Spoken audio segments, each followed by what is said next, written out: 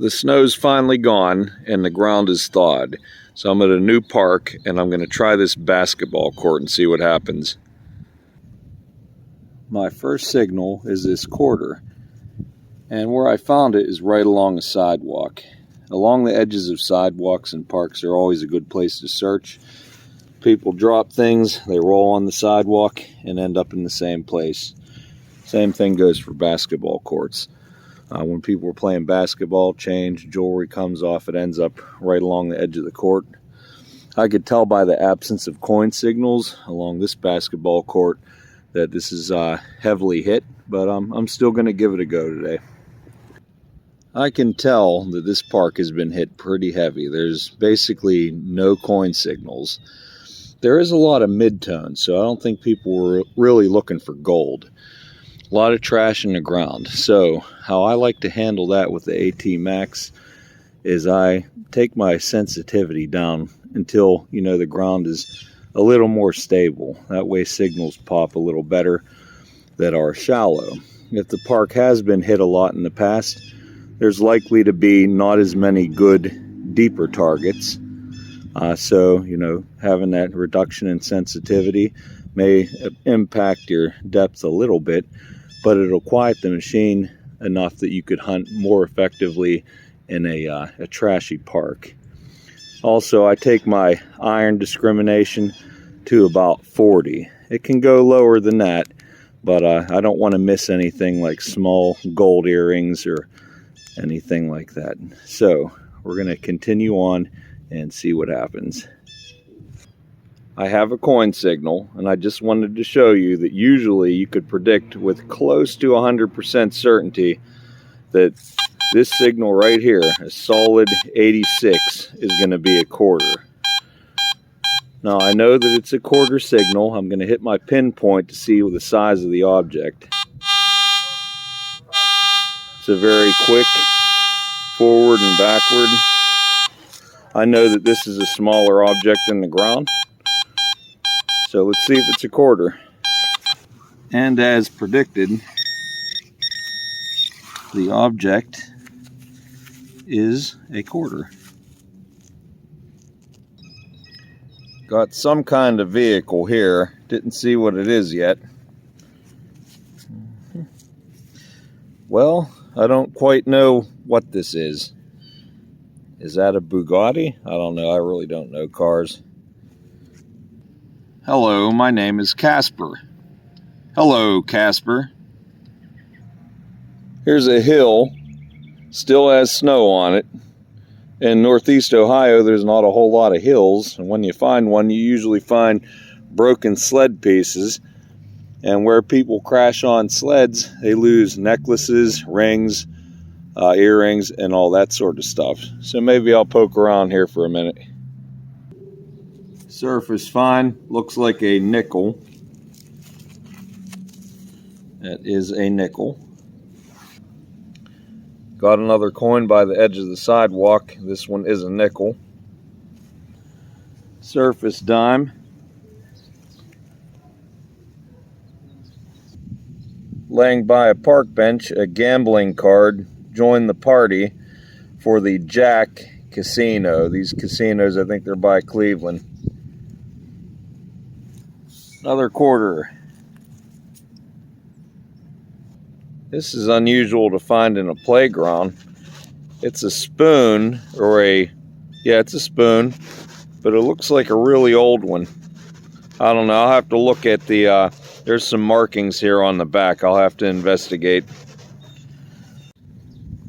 I'm getting ready to leave this park. There's not a whole lot here, but I did see this on site. It's like costume jewelry laying on the surface here by the basketball court. I'm at a new park, and the first thing I see is a small coin spill. 8 cents. I'll take that. Why not? It all adds up. Another Jefferson. Dinosaur. Looks like a Diplodocus. I don't know. I just made that up. Another nickel. Got to dig all the nickels if you want to find gold rings. Another quarter. Might be able to get me a hamburger today.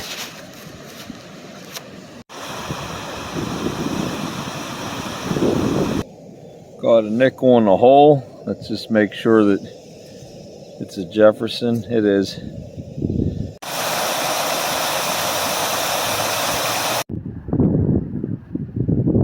There's a free basketball, but I think I'll pass on this one. All right, this thing you're looking at here is an owl pellet. A owl has eaten some kind of creature. By the look of it, maybe a gray squirrel, I don't know. But they can't digest the bones. A lot of elementary schools have these things in the science class. The kids pick them apart. But let's just see if we can figure out what this is here. I see some vertebrae. That's rather large. Rather large indeed. I'm no expert. That could have been a squirrel. Let me know what you think that was in the comments. George Washington. 25 cents. I'm in the land of quarters here. That means there could be something good, like silver rings. 1 dime. Surface dime. Nickel. 10 cents. Now I know these fields that I'm at have been filled with filler dirt.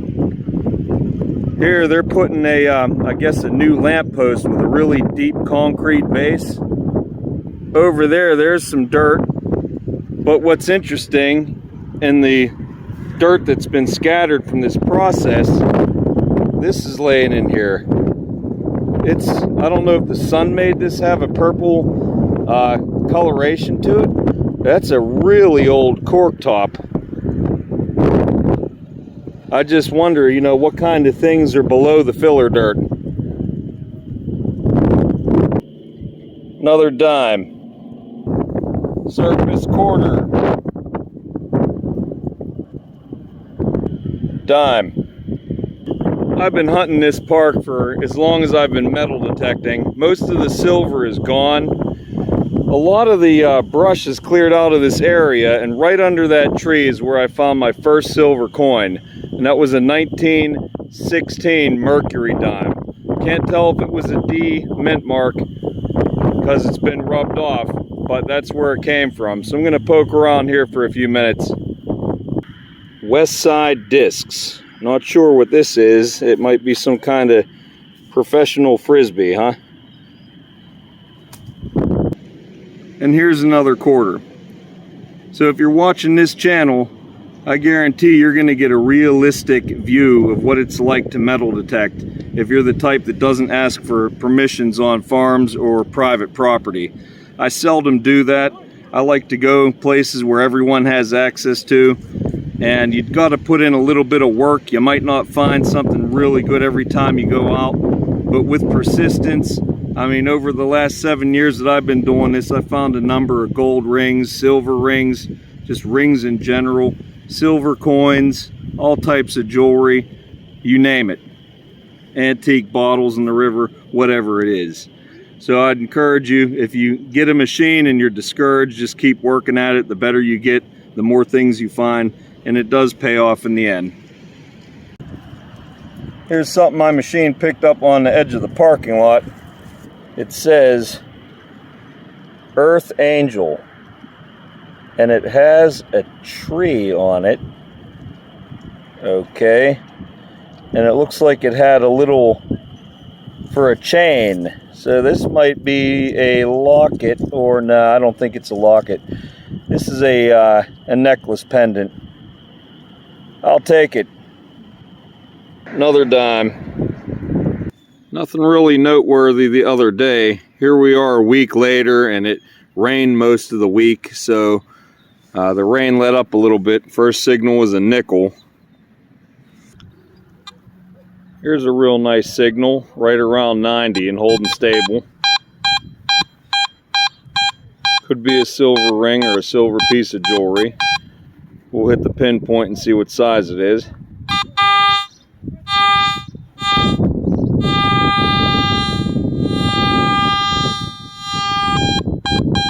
It's fairly small, and I'm showing that deep. We'll go see what this is. Well, I brushed some of the dirt away. It was barely under the surface, so this is a fresh drop. It's a $50. There's little chance that this is going to be made out of silver if it was just dropped. So we take it.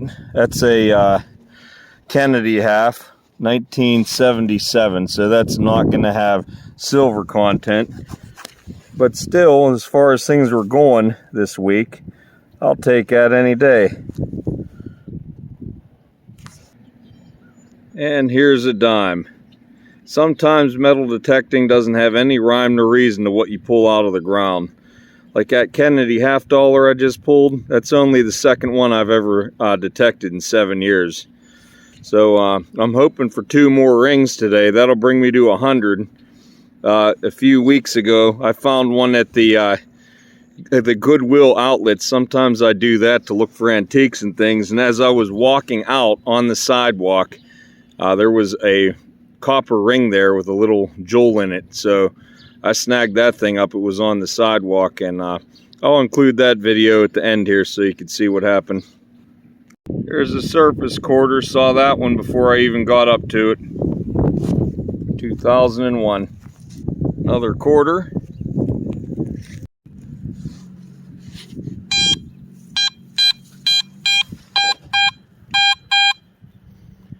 An 8283 is a little high to be a dime and a little low to be a quarter, but you never know. There's some old copper pennies that show up like that, but this is a little bit out of the ordinary. So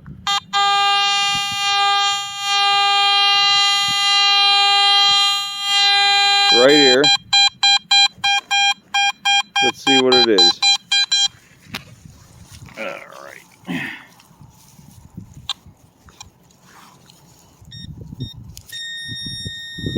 Looks like it's in pinpointer depth anyway. Just do this real quick. Okay. It's in the clump somewhere. And yes, I knew it was out of the ordinary. It is a vape device, always confusing me, thinking that it's small jewelry made out of silver. There's another nickel. 10 cents. Quarter. 10 cents. George Washington. There's somebody's pair of reading glasses. If they're yours, leave a comment. Add 25 more. Roosevelt. Surface nickel. Surface penny. 10 more cents. Jefferson. Another Rosie.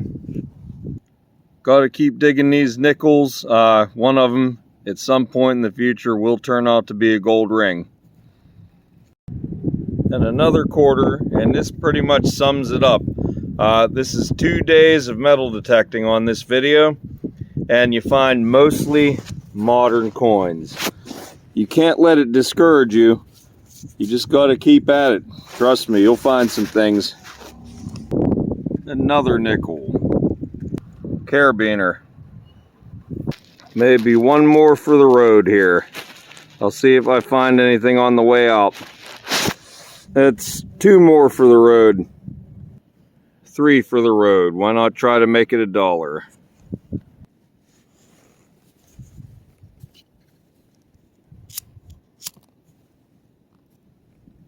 $1980s Corvette. Matchbox. 5 more cents. There's the 4th quarter for the road. If you metal detect parks for a couple days, this is probably what you're going to get. You do find jewelry, as I've said many times, gold and silver. It just doesn't happen all the time. I think the highlights from this were probably going to be the Kennedy $50, because I don't find many of those, even though it's pretty much just worth its face value. And this little purple glass cork top gives me some insight about location and where I might be able to find some older things. I'll do a cleanup. We'll see you on the cleanup.